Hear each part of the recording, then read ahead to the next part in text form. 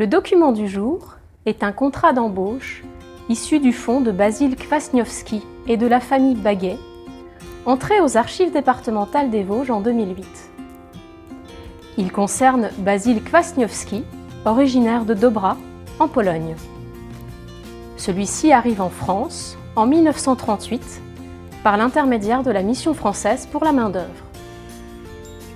Cet organisme est créé dès l'automne 1919 à la suite de la signature d'une convention entre la France et la Pologne pour l'émigration de travailleurs. Ce document indique que Basil Kwasniewski est recruté pour travailler comme ouvrier agricole. Le contrat, indiquant toutes les règles de travail, est rédigé en français et en polonais. Dans quelles circonstances est signé ce contrat de travail? Au lendemain de la Première Guerre mondiale, la France a perdu plus de 2 millions d'hommes. Il faut reconstruire le territoire et reconstituer ses forces. Pour cela, l'État fait appel à de la main-d'œuvre étrangère, comme c'était déjà le cas durant la guerre. Dès le début des années 20, arrivent ainsi dans les Vosges des Italiens, comme les familles Craco, Peduzzi ou Bigoni, suivant les pas de leurs aînés installés dès le XIXe siècle. L'État met par ailleurs en place des circuits plus encadrés. Ainsi, l'Union des syndicats agricoles vosgiens, s'appuyant sur les accords bilatéraux signés entre États, sollicite de la main-d'œuvre venant de Tchécoslovaquie ou de Pologne et d'autres pays d'Europe.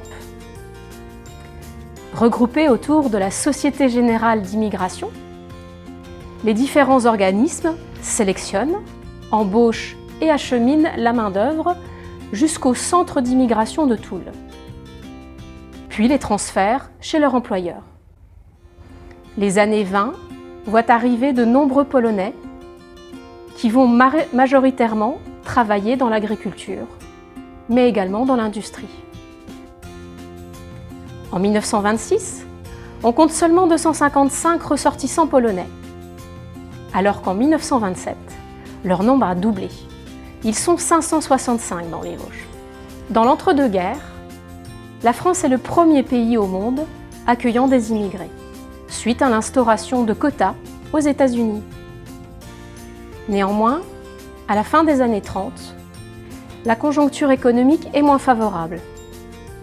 En 1938, face à l'aggravation du climat xénophobe et antisémite, le Parlement décide de limiter l'arrivée de main-d'œuvre. C'est dans ce contexte que Basil Kwasniewski arrive en France.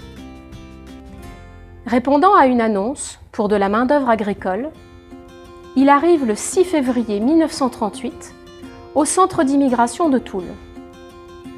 Il est ensuite conduit chez son employeur, agriculteur à Offroicourt, pour qui il travaille jusqu'en 1957. En 1950, Basil Kwasniewski obtient la nationalité française. Il se marie avec une Vosgienne, avec laquelle il a 2 filles. En 1957, il est embauché à la Société générale des eaux minérales au service de l'embouteillage jusqu'en 1976. Il décède à Vittel en 1978.